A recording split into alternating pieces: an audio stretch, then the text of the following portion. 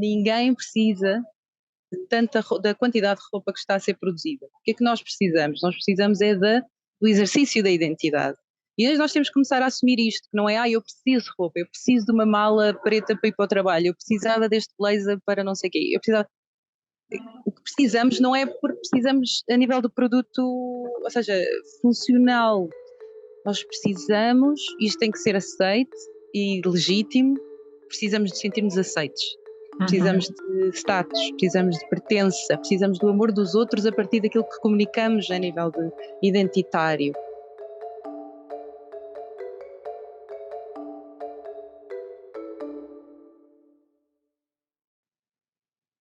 Olá a todos e bem-vindos a mais um episódio do DECPod. O meu nome é Helena, estou acompanhada pelo Diogo Martins.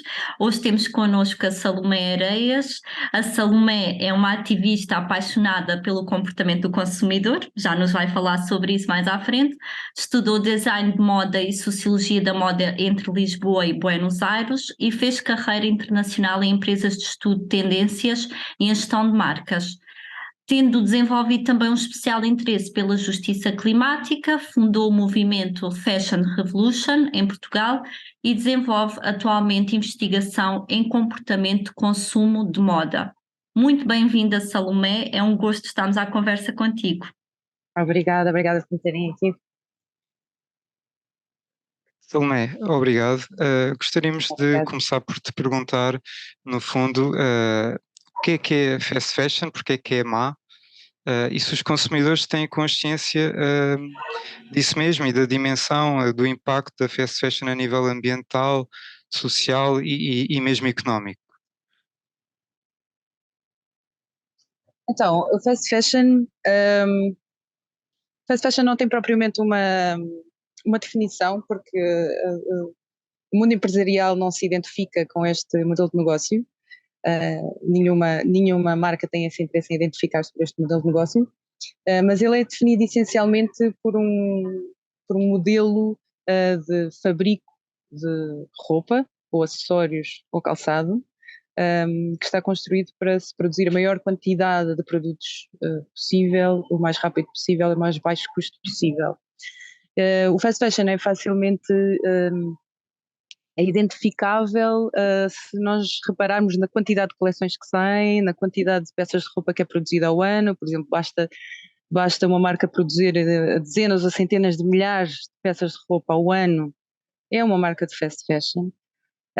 Ou lançar várias coleções ao ano, dezenas de coleções ao ano. Por exemplo, a Zara lança cerca de 50 coleções ao ano, e para, neste sistema, conseguirmos produzir esta quantidade com esta rapidez, invariavelmente tem que estar envolvido o baixo custo da mão de obra, que normalmente acontece em países que não têm tanta robustez legal para assegurar o salário digno. Países estes são geralmente no Sudeste Asiático. Este é o fast fashion, é isso que é considerado fast fashion. Eu acho que as pessoas não têm total consciência do que é fast fashion. Há muitas pessoas que já começam a ter essa consciência. Acho que há um conhecimento generalizado, ou uma ideia generalizada, de que a produção de roupa está ligada à exploração laboral e à exploração ambiental e à exploração do trabalho infantil.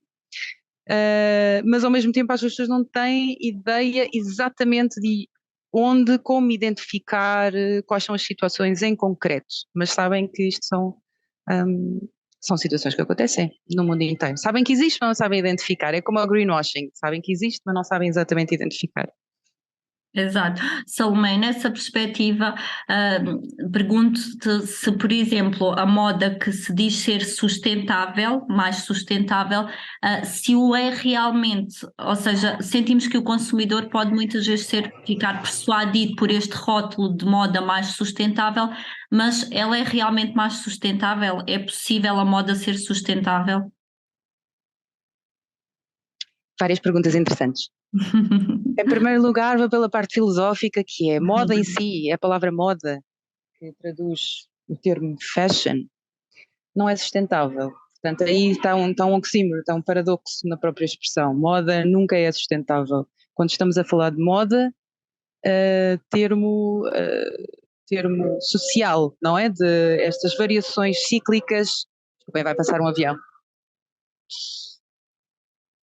Essas variações cíclicas da produção de roupa e de acessórios, não é? Que são fortemente impulsionadas pela obsolescência planeada e programada, em dizer o que é que está in e o que é que está out, não é? Mesmo que os produtos não estejam ainda funcionais e podem ser usados, a moda, a grande definição do sistema social da moda é definir que há determinados produtos que estão obsoletos ou não, ou que devem ser usados ou não, ou que devem ser comprados ou não.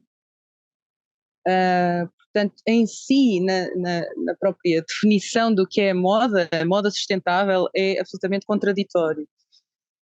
Depois, se estivermos a pensar do ponto de vista de vestuário só, e o vestuário que é sustentável é aquilo que é dito sustentável debaixo de muito marketing que vemos hoje em dia com o green e com o eco e com o conscious. Acho que é uma maneira muito fácil de identificar que grande parte daquilo que é feito e que é publicitado como sustentável não é. Isto é fácil de identificar a partir identificando o que é fast fashion. Fast fashion nunca é sustentável. Porque a sustentabilidade implica sempre várias vertentes, como sabemos, não é? Tem a parte económica e ambiental, mas também a laboral, elas estão intimamente ligadas, e o grande problema da insustentabilidade que nós vemos hoje em dia é interseccional, portanto isto tem a ver com um problema sistémico, um problema estrutural. Portanto, não há maneira de uma marca de fast fashion dizer que os seus produtos são sustentáveis porque são feitos de garrafas plásticas recicladas quando produzem peças de roupa a 9,90 ou a 5,90. Isto implica que essas marcas tenham que explorar mão de obra. Portanto, logo aí à partida não é sustentável. Depois tem ainda um terceiro ponto de vista, que é o facto de, quer dizer, enquanto nós não mudamos de sistema económico e político, nada vai nunca ser sustentável. E eu vou explicar porquê. Até inclusivamente aqui em Portugal, nós este ano na Fashion Revolution estamos a tentar desmistificar esta ideia. Nós temos N marcas do norte da Europa que são sustentáveis, que se dizem sustentáveis e que no seu processo, muito provavelmente de extração de materiais ou de transformação dos materiais, têm isso na sua visão e na sua missão, e depois querem vir produzir a Portugal e pedem-nos a nós conselhos e sugestões sobre fábricas onde produzir em Portugal, porque Portugal pertence à União Europeia e logo aí estão protegidos, vou dizer, podem lavar as mãos em relação às condições laborais destas pessoas, e não é verdade, quer dizer, produzir em Portugal nunca é sustentável. Produzir roupa aqui nunca é sustentável, porque a grande parte da força laboral, portanto todas as pessoas que são operadores de máquinas, aqui como nós conhecemos e maioritariamente no norte de Portugal, ninguém recebe mais do que 800 euros líquidos neste país, com a crise da habitação que estamos a viver hoje em dia e com a inflação que estamos a viver hoje em dia, que está a privar as pessoas da cesta básica, portanto está a tirar comida do prato destas pessoas que estão a receber salário mínimo e até mais do que isso. Nós sabemos que isto está a afetar inclusivamente a classe média. Portanto, estas pessoas que trabalham nesta área, na linha de entrada, não é? Que são as pessoas costureiras, não têm vida digna para sustentar a si e às suas famílias. Portanto, eu digo que nada que é produzido aqui a nível de vestuário é sustentável, quer dizer, quando se produz massivamente, não é? Quando se contrata estas fábricas. Portanto, aqui tem todas estas contradições. Para mim, era nunca falarmos em sustentabilidade, porque sustentabilidade é o como é que se diz? É o ground base. Sustentabilidade é aquilo que nós somos, é aquilo que nós deveríamos manter. No máximo, se nós quisermos criar alguma label para alguma coisa, é criar uma label que se diz insustentável, como diz uma colega nossa da Fashion Revolution Portugal. Nós temos é que encontrar, se calhar, exceções à regra, não é chamar a tudo sustentável, quando na realidade isso era o básico que seria pedido. Enquanto não mudarmos o sistema económico e político, nada do que é produzido massivamente e debaixo do sistema capitalista é sustentável. Salomé, toda esta conversa em si, que se quer informativa, em si também cria até alguma ansiedade, não é? E até já se fala disso, pronto, deste tipo de termo, de eco-ansiedade. Não sei se podias falar um bocado sobre isso e já agora se nos consegues indicar, no fundo, qual é que é a geração que consome mais fast fashion e se existe alguma contrariedade, já que estavas a referir, com a geração que precisamente tem mais conhecimento deste tipo de temáticas e que se preocupa mais com a sustentabilidade, com a transparência, com ter um estilo de vida mais amigo do ambiente, mas também com aquilo que tu referiste da crise da habitação, ou seja, se um consumidor quer ter um estilo de vida melhor e contribuir para um mundo melhor, tem que ter dinheiro para isso mesmo? Ou quais é que são as soluções? Como é que... Ok, várias coisas. Deixa eu ver se me lembro de tudo, Diogo, se entretanto não me lembrar, vou-te perguntar de novo.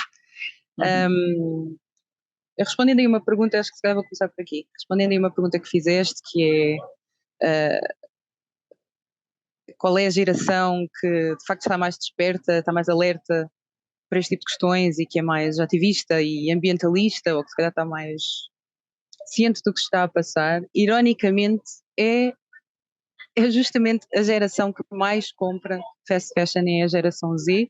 Portanto, são neste momento as pessoas, são os adolescentes, neste momento até aos, se não me engano, 25, 26 anos, agora estou a fazer contas de cabeça. São justamente estas pessoas que também estão a passar por uma crise gravíssima financeira, sem perspectivas de futuro, e parece contraditório. Há uma expressão na academia que é o paradoxo, a geração paradoxo, que é a geração Z chamada geração paradoxo, porque, no entanto, sendo os mais ativistas e ambientalistas, também são aqueles que mais consomem roupa e mais descartam. Mas para mim não me parece nenhum paradoxo, parece à partida, mas na realidade faz-me algum sentido, que uma geração, e isto acontece com toda a gente, na verdade, isto é transversal a qualquer geração, mas especialmente nessa acho que é bastante ilustrativo, bastante claro. Nós vivemos uma era em que as pessoas estão desconectadas uma das outras, estão desconectadas da natureza, estão desconectadas do seu propósito, estão alienadas no seu trabalho. Isto tudo faz parte de uma cultura capitalista que já vem com muitos anos individualista, que desconecta as pessoas daquilo que pode ser a essência também, não é? A essência, o ground to self, à sua identidade, à sua origem, o sentimento de pertença, à sua espiritualidade, à sua ligação com a natureza, com a comunidade, porque as pessoas foram todas individualizadas, não foi só, quer dizer, as cidades individualizaram cada sujeito, a habitação, a forma como trabalhamos. O consumo é a nossa única cultura. Isto, pronto, para não falar a redução portanto, a forma como nós suprimimos todo o acesso à cultura, e até especialmente na pandemia, foi um momento muito intenso nesta questão do consumo, porque para já isolou-nos, deu-nos solidão, desconexão, retirou-nos a cultura, e foi um momento de compras de pânico, as chamadas as compras de pânico, as compras compulsivas, impulsivas. Portanto, tudo isto está ligado. O consumidor, por mais ciente que esteja, por mais alerta, por mais preocupado que esteja, e com isto vamos a outro tema, Diogo, que estavas a falar, que é a ansiedade, por mais ansiedade esteja a sentir, ele tem uma dependência. O consumismo, a cultura do consumismo, a cultura do consumo, é uma adição, é uma dependência a nível ao nível cultural e transglobal. Portanto, não faz sentido responsabilizar o consumidor de fazer as escolhas certas e de salvar o planeta, quando tipo, é extremamente injusto, que isto é como é que eu ia dizer, isto é uma responsabilização do toxicodependente, entendem o que eu quero dizer? Quer dizer, em vez de nós estarmos a nível da oferta do mercado, estarmos a criar o que é certo e o que é efetivamente sustentável, e a preocuparmos em que as coisas passem por um crivo específico, não, nós estamos a produzir mais quantidade a cada ano que passa e estamos a responsabilizar o consumidor com QR codes, com traceability, com transparência e a dizer, olha, pelo menos revelamos a informação, agora ele é que tem que fazer esse escrutínio, que é altamente injusto, porque o consumidor não tem nada que fazer isso, ele paga impostos, portanto, ele tem que ser protegido, não é? Ninguém melhor do que vocês para confirmar isto. Portanto, tudo o que está ao seu alcance do consumidor tem que ser a compra certa, tem que ser algo que não está a explorar ninguém e que não está envolvido em nenhuma atividade ilícita. Quer dizer, é ridículo esperarmos que seja o consumidor no fim da linha a decidir, ou porque está a comprar uma t-shirt, que foi responsável por aqueles 2.700 litros de água que quem decidiu foi o produtor, sobre o qual ele não teve decisão nenhuma a nível de políticas internas naquela empresa. Não sei se me estou a fazer entender. Tudo isto é que é um grande paradoxo, não é? A nível sistémico. Até porque o consumidor nem dispõe de todo o conhecimento para poder decidir com essa consciência, digamos assim, não é? Não conhece todo o processo, não conhece todo o caminho que as peças que compra percorrem até chegar a si, não é? E não é suposto, quer dizer, coitado de nós, se nós tivéssemos que saber, se fôssemos obrigados a saber isso tudo, não é? Tipo, e nem faz sentido, porque isso depois também desresponsabiliza as marcas que têm e devem ser responsabilizadas por toda a sua cadeia de valor, a sua cadeia de abastecimento, têm que ser responsabilizadas pelas fábricas onde estão a produzir, onde estão a comprar o produto no Bangladesh, não é? E neste momento elas não são responsáveis, porque o Mercado Livre assim o dita, o Mercado Livre, no strings attached, não é? É o que diz o Mercado Livre. Eu só fui comprar aquela fábrica no Bangladesh, não sei eu que lhes paga os salários, portanto não quero nem saber se eu posso exigir pagar o mínimo possível por cada t-shirt, lá eles é que vão ter os escrúpulos deles. Mas não, eles têm que ser responsabilizados por toda a cadeia de fornecimento. Pronto, é isto. Acho que esta geração que chamam de paradoxo, acho que à partida, quando olhamos de cima, parece confuso, mas na verdade não nos podemos esquecer que são pessoas que estão efetivamente sensibilizadas com o que está a passar, sabem que não têm um futuro pela frente, sabem que vão ser privadas de água e de determinados cultivos daqui a poucas décadas. E obviamente não sabem o que fazer em relação a isso, porque também têm uma adição cultural associada. Isso é que gera eco-ansiedade. A eco-ansiedade, isso. A ansiedade é o quê? É termos uma determinada preocupação com o que vai acontecer no futuro e não podermos agir. Então ficamos presos a uma sensação extrema de ansiedade. Qual é a solução para a ansiedade? É agir. É o ativismo. Não é? Esse é o princípio básico da resolução da ansiedade, é a ação. Exato. No fundo, eles e nós, consumidores, os jovens, também poderem estar mais envolvidos na causa, né, para perceberem melhor a maneira como tudo isto se processa. Neste sentido, Salomé, queria também perguntar, digamos que a etiqueta está para a peça de vestuário quase como o rótulo para o produto alimentar e, portanto, o rótulo também tem sido um trabalho que, aliás, a DEC se tem ocupado, que é ajudar os consumidores a interpretar o essencial sobre o rótulo, porque, logicamente, com uma visão profunda nós não temos tempo quando vamos às compras, mas o essencial da informação que o rótulo diz para conduzir a uma escolha mais adequada e mais consciente, no fundo.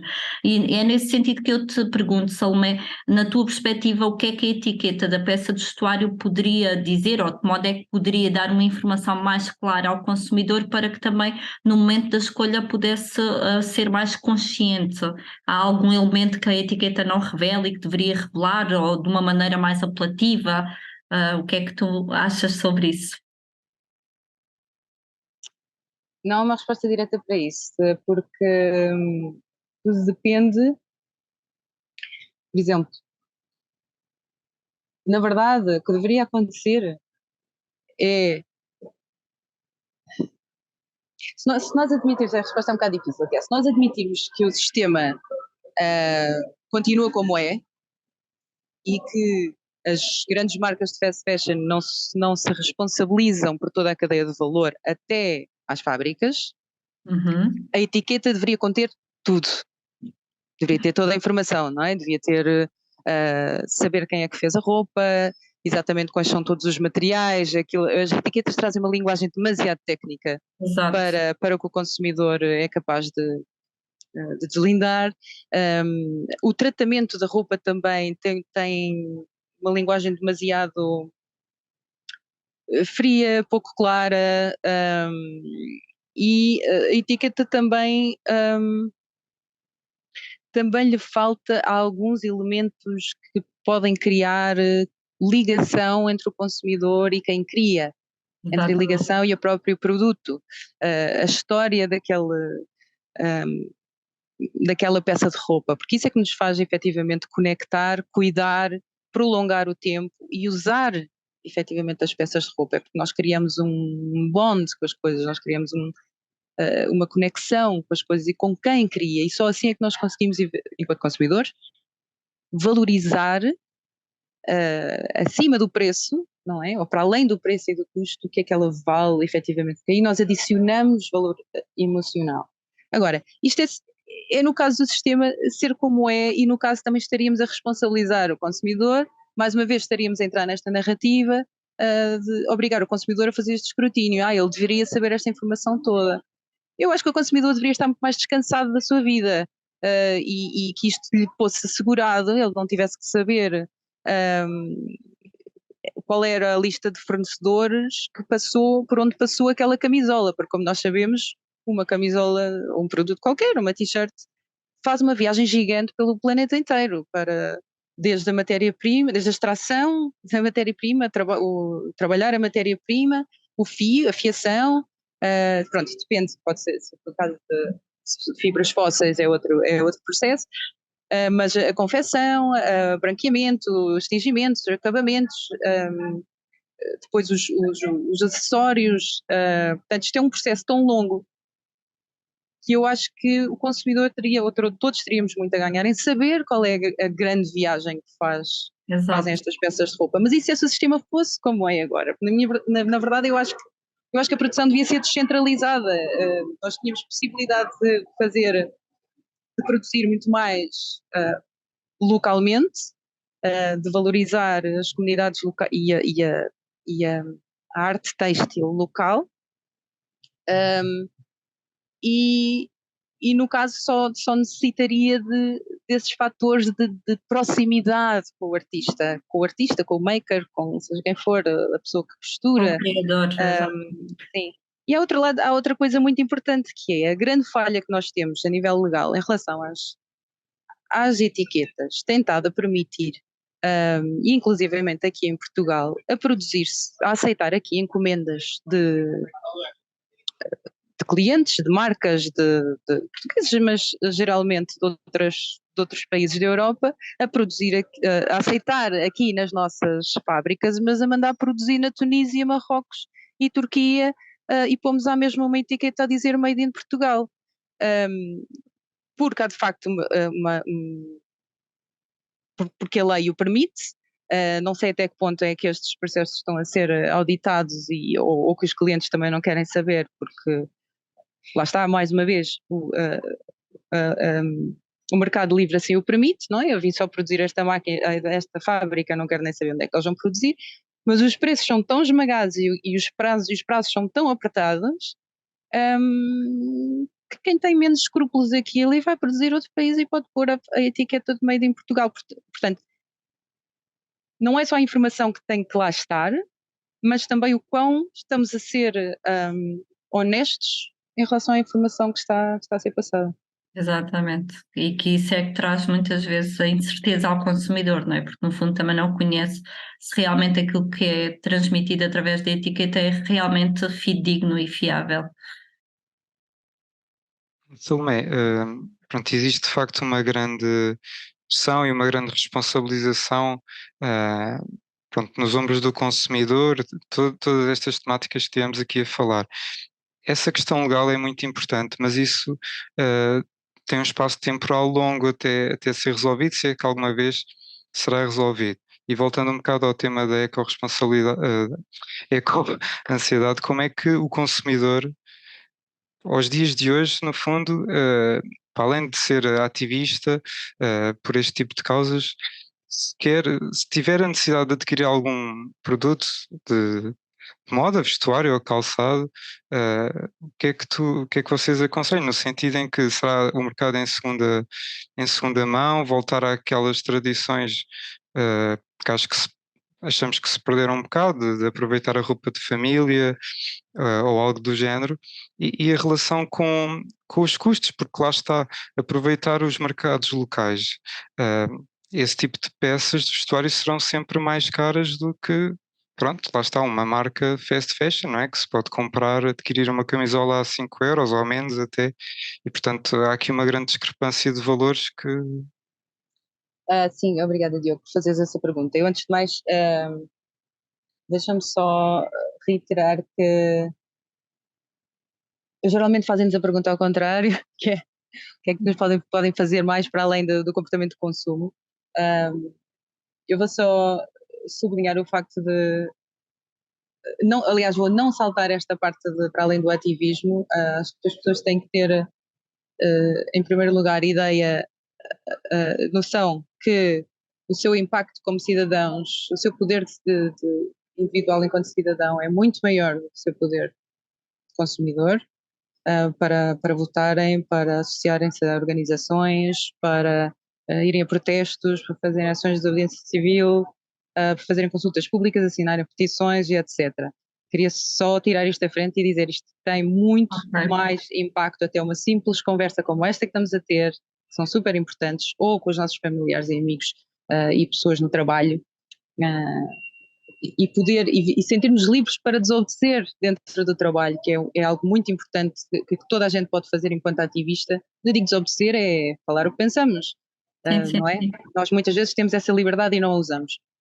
Fora isto, enquanto consumidor, eu acho que é aqui uma parte essencial antes de pensar nas opções, que é pensar se precisamos ou não. E eu acho que isto é um exercício que naturalmente é privilegiado para muitas pessoas, porque são as pessoas que têm acesso a tempo, que têm acesso a estarem conectadas a si mesmas, são pessoas que têm acesso à saúde mental, porque no nosso Sistema Nacional de Saúde não há, naturalmente, como nós sabemos, não há esse acesso, mas para mim a saúde mental barra espiritual, que estão intimamente ligadas, são a grande resposta à, à decisão do consumo, porque, para falar a verdade, respondendo à vossa pergunta, ninguém precisa de roupa. Se eu vos disser, obviamente, há situações de pessoas que precisam, não têm acesso a roupa para o frio, mas são situações específicas.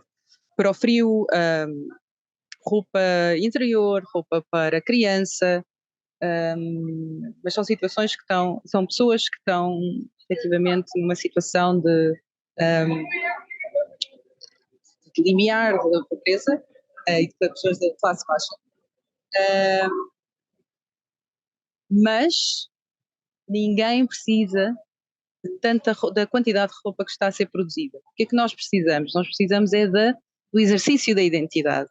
E nós temos que começar a assumir isto, que não é, eu preciso de roupa, eu preciso de uma mala preta para ir para o trabalho, eu precisava deste blazer para não sei o quê, o que precisamos não é porque precisamos a nível do produto, ou seja, funcional. Nós precisamos, isto tem que ser aceito e legítimo, precisamos de sentir-nos aceitos. Precisamos de status, precisamos de pertença, precisamos do amor dos outros a partir daquilo que comunicamos a nível identitário. Portanto, isto é uma primeira coisa a assumir quando fazemos este exercício de será que eu preciso disto ou não, ou será que eu preciso de ir dançar, ou será que eu preciso de cortar o cabelo, ou será que eu preciso estar com amigos e dar abraços? porque há muitas outras coisas que dão respostas, que dão as mesmas respostas, e que se calhar dão respostas mais sólidas. E que não Isto é a passam pelo primeira, assunto, exato. exatamente.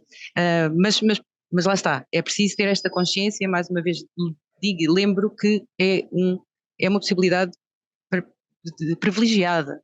Determinadas pessoas que vivem neste mundo e geralmente pessoas brancas num contexto patriarcal, heteronormativo, e nem toda a gente e de classe, e que ninguém tem acesso, nem toda a gente tem acesso a este privilégio. Agora, opções de consumo, o que eu aconselharia, e eu não gosto de dar conselhos a nível de consumo, o que é que as pessoas devem ou não devem fazer, porque acho que as pessoas têm que gerar uma autonomia crítica, estar informadas e decidir por si sem culpa. E eu acho esse lado O que faz muito, sentido para si próprio, não é? o que faz sentido para si. Mas eu diria que o que é que ajuda? Saber de onde vem a roupa. Acho que esse é o primeiro ponto. E é por isso que esta ideia de recebermos roupa dos nossos irmãos e de familiares, ou amigos, ou fazermos trocas entre amigos, ou na comunidade, ou comprarmos de um produtor local, sabemos de onde vem. Isso não só ajuda-nos a ter algum controle sobre a forma como foi produzido ou de onde vem, como também nos ajuda a criar esta ligação e processo, e a perpetuar um processo de valorização. Quer dizer, já não é tão à toa que vamos deitar aquilo fora, porque tem uma história, porque veio de um familiar, porque foi remendado por alguém, foi remendado por mim, por exemplo. Porque eu vi, porque eu conheço o comerciante ou conheço o designer, eu vi-o fazer, portanto, eu valorizo o trabalho dele, não é? E tudo se torna mais tangível. Eu acho que o grande problema do fast fashion e quando chegamos ou por exemplo, comprar em segunda mão nestas grandes cadeias de segunda mão que desumanizam a produção em si e retiram a pessoa desse processo, é que depois não nos resta, enquanto consumidores, não nos resta mais nenhuma informação a não ser o preço. Se a única informação que eu conheço, o único valor que eu conheço são 3 euros, porque é que eu não hei de deitar fora aquilo de ali a 6 meses, não é? Exatamente, é como se não tivesse história, não é? Aquela Não peça. tem história. Pois. Exatamente. Salomé, pronto, não querendo também alongar muito mais a nossa conversa, que daria pano para mangas, utilizando aqui a expressão também relacionada com a moda e com as peças de vestuário, eu diria que também seria para nós muito importante conhecer da tua perspectiva o que é que nós, DECO, enquanto Associação de Consumidores, o que é que nós podemos ainda fazer nesta perspectiva de consciencializar ou ajudar os consumidores a terem uma maior percepção sobre tudo isto que nós tivemos aqui a falar. Nós, DECO, trabalhamos muito nesse sentido de sensibilizar os consumidores desde as camadas mais jovens, mas como a missão é infinita, eu diria que ainda temos muito mais para fazer, certamente, e gostávamos muito que tu nos dissesse, até enquanto representante do projeto Fashion Revolution em Portugal, o que é que nós ainda podemos fazer enquanto Associação de Consumidores para melhorar esta consciência do consumidor sobre esta situação? Em primeiro lugar, diria usarem a vossa voz política e pressionarem para a mudança da lei de proteção do consumidor, porque eu percebo que seja essencial apoiar e informar o consumidor, mas quanto mais nós fizermos isso sem responsabilizarmos quem está acima e sem pressionarmos com a mudança de lei e de governo, mais estamos a responsabilizar o consumidor. Não sei se estou a fazer algum sentido com isto que estou a dizer ou se estou a ser clara. Perfeitamente. Nós Estamos a precisamos. carregar a responsabilidade ainda mais no consumidor, sem que a responsabilidade seja somente dele ou efetivamente do próprio consumidor.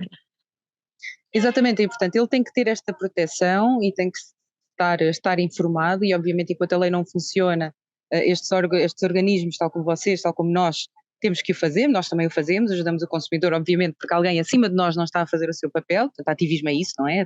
É chegar-nos à frente para fazer enquanto quem está acima não faz, mas ao mesmo tempo, isto é essencial, temos de fazer esta pressão, e quanto mais poder de impacto tivermos, melhor, ou mais responsabilidade temos em fazer essa pressão, para se mudar a lei para termos um crivo muito mais apertado em relação aos processos de exploração laboral ou modelos de negócio que assim o permitem. E depois há uma outra pressão que eu acho extremamente essencial em defesa do consumidor, que é a regulamentação da publicidade agressiva. Porque a publicidade de moda, e especificamente do fast fashion, é a grande razão para, para termos criado e cimentado esta cultura do consumismo. Acho de uma extrema hipocrisia que os grandes industriais, e especificamente os de fast fashion, digam que tudo está na mão do consumidor, de escolher mais verde, escolher mais sustentável, porque a produção deles está dependente do que o consumidor compra, quando não é verdade. Isto é uma das maiores mentiras da história da indústria, porque a indústria têxtil está a produzir 40% acima daquilo que vende. Portanto, isso não é um argumento, nós só estamos a produzir aquilo que as pessoas compram, estão a produzir acima para poder vender mais e estão a assumir perdas e destruição de stock para conseguir ter rotatividade em prateleira, para poderem vender mais. Portanto, isso é uma das coisas que eu também queria já desmentir, não é? E acho extremamente hipócrita também, quer dizer, que se diga que o consumidor, temos que esperar que o consumidor mude e que se decida por produtos mais sustentáveis, quando ele está constantemente, 24 horas por dia, 7 horas por semana, a ser bombardeado com anúncios de moda, que não acontecem só na televisão, mas especialmente nas redes sociais, que é um sítio onde a geração Z está a 100%. Exatamente. E que toda a gente sabe, especialmente estas marcas sabem, porque têm departamentos de marketing apoiados por investigação académica, científica, como é natural, que mexe com o cérebro do consumidor. O consumidor só controla, aliás, o consumidor, 95% do comportamento de compra do consumidor é emocional e automático. O consumidor não é racional. Portanto, nós já sabemos disto há décadas. O consumidor tem um comportamento impulsivo. Porquê? Porque vê. Pronto, eu não me vou alongar como é que isto funciona dentro do cérebro, mas na verdade isto funciona como uma. O consumidor, sempre que vê um anúncio, ele projeta aquilo que ele poderia vir a ser. A forma como ele poderia vir a ser aceito socialmente, a forma como ele poderia vir a ser mais feliz, mais amado, mais respeitado, mais sustentável de um ponto de vista de status, não é? Porque a sustentabilidade tornou-se uma bitola que está também sujeita à pressão de pares, não é? É algo que não é, o consumidor não procura sustentabilidade, ou a grande parte do consumidor não procura sustentabilidade por uma questão altruísta, é por uma questão de aceitação. Ele precisa de ser isto hoje em dia, não é? Para ser amado, para ser respeitado. E a publicidade é isso que faz, é mostrar corpos magros, brancos, em situações heteronormativas,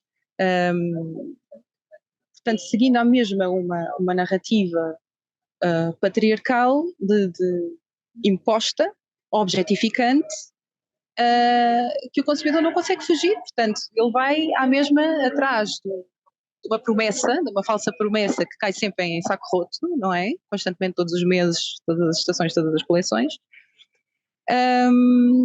E não só, portanto, há uma prática que nós já temos já desde o século passado.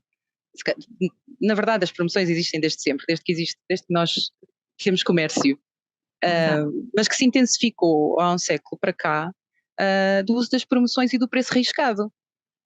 Isto é quase impossível de silenciar no nosso cérebro. Nós sentimos imediatamente vontade de comprar a partir do momento em que nos dizem: olha, isto custava isto, mas agora custa isto. Que é, tu tens a oportunidade agora de nos ganhar. Aproveita agora que nós estamos em desvantagem, quando claramente sabemos que estas marcas não estão em desvantagem. Isto é uma mentira que as marcas dizem ao nosso cérebro, para nós aproveitarmos naquele momento para comprar coisas que não precisamos. Portanto, toda esta manipulação que nós sabemos que acontece, e que na ciência toda a gente sabe que isto acontece, não pode estar a ser utilizada pelas marcas. Ela tem que ser regulamentada, tal como o álcool é e tal como o tabaco é. Tomé, excelentes contribuições. A Helena vai-me matar, mas eu gostaria só de fazer mais uma pergunta muito rápida. Gostaríamos, pronto, de fazer mais uma pergunta, no fundo só pegando naquilo que referiste da produção a mais, de cerca de 40% de produção a mais, que são números astronómicos, mas quer dizer, mas essa produção vai para onde?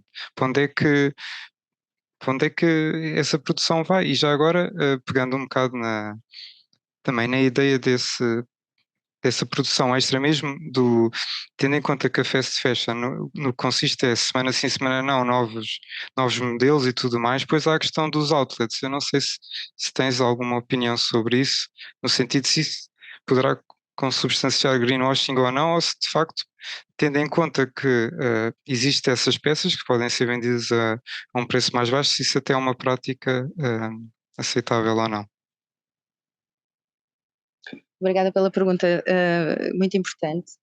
Então, na verdade isto é chocante, a resposta a isto, que já é chocante o número em si, os 40%, portanto isto na verdade pode ir desde 30% a 40%, 40% são números da Forbes e 30% são números da Ellen MacArthur. Acima, claro que isto varia conforme o negócio, conforme o tamanho, a magnitude da empresa. Como é que isto funciona? Isto não é uma perda, estes 40% a 30%, não são uma perda inesperada. Isto é contemplado, esta perda, inclusivamente no orçamento anual, não é? As marcas sabem que vão perder isto, mas compensa-lhes mais. O preço de produção é tão baixo para determinadas marcas de fast fashion que é preferível produzir em escala para baixar o preço e ter ali um número de peças que, como é que eu ia dizer, há muitas peças que existem para encher o olho.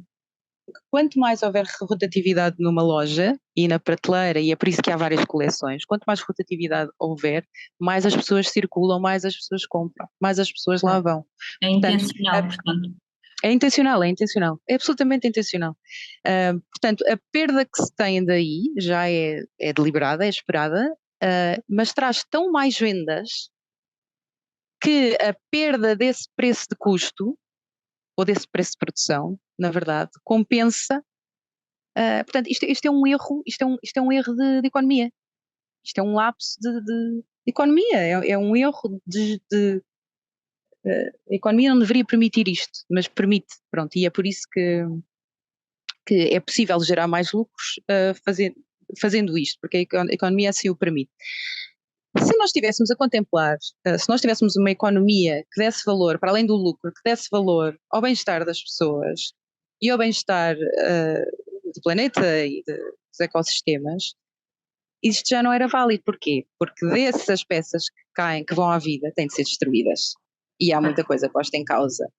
Mas neste momento, agora as empresas já se sentem um pouco mais reticentes em fazê-lo, porque agora, com as novas leis, as novas diretivas da União Europeia, elas já não sabem bem onde é que vão pôr esse overstock, portanto, em muitas marcas. E desde o escândalo de 2018 com a Burberry, se ficou a saber das grandes quantidades de peças de roupa destruídas, porque isto era uma prática comum, toda a gente destruía, inclusivamente aqui em Portugal. É que era comum destruir-se o overstock. A questão é que agora já não é permitido, vamos ver se isto efetivamente reduz, ou então intensifica o envio de overstock para os países onde estamos a atulhar de resíduo têxtil, né? Que é o que está a acontecer por toda a África subsaariana neste momento com as peças, com a indústria de segunda mão. Mas eu ia dizer outra coisa que entretanto perdi. Isto tinha a ver com, desculpa Diogo, lembra-me, estavas a dizer em relação dos outlets. Os outlets, exatamente. Então, o que é que acontece? Por acaso isto não é algo que aconteça muito aqui em Portugal, mas também acontece nas marcas de fast fashion portuguesas. O outlet surgiu como um meio de voltar a vender peças que não tinham sido vendidas abaixo a baixo preço. O que acontece é que, de tal maneira, isso foi um sucesso nos outlets para tudo o que era fast fashion, não é? Os sales, as promoções, os saldos, os outlets, que os maiores grupos de fast fashion já produzem coisas diretas para outlet. Ou seja, o outlet já não é um sítio onde se vai revender aquilo tipo, peças que já não há em muitos números, ou que já não há muitos tamanhos, ou que não foram vendidas, ou que não têm sucesso. Não, há muitas peças que são produzidas para serem vendidas a baixo preço e que vão diretas para outlet, não vão para a loja principal. Portanto, tudo isto é as perdas do overstock, os outlets, isto ninguém tem sustos, ninguém tem sobressaltos nesta indústria. Isto é tudo calculado. é tudo deliberado e controlado, não é? Especialmente quanto maior for a empresa, quanto maior o lucro que fizerem as marcas de fast fashion. Salomé, eu garanto que estaríamos a falar contigo até o resto do dia. Eu e o Diogo teríamos um rol de perguntas que não terminava por estes escassos minutos tão entusiasmantes. Agradecemos imenso as tuas partilhas. Queremos muito e desejamos muito que a DECO continue a trabalhar contigo em particular e também a conhecer melhor o teu projeto. E pronto, resta-nos agradecer, ficamos mesmo com a noção de que há muito por fazer, mas pronto, foram ótimas as tuas partilhas, as dicas que nos deixaste, agradecemos imenso e pronto, esperamos reencontrar-nos muito brevemente, numa próxima ocasião. Helena, obrigado. Este foi um convite super, super importante para nós podermos falar para o consumidor e quem efetivamente tem poder sobre a lei, sobre o consumidor.